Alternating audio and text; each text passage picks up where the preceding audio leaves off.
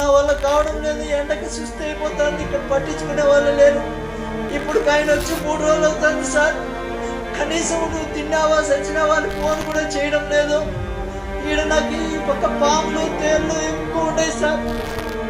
నేను చచ్చిపోయినా కూడా అడిగేవాడు లేదు సార్. ఈడ నా పరిస్థితి ఇట్లుండాలి. నాకు దయచేసి ఎవరైనా సాయం చేయండి సార్. ఈ ఏడాది నుంచి నన్ను బయట వేసేయండి, ఇంటికి వచ్చేస్తాను.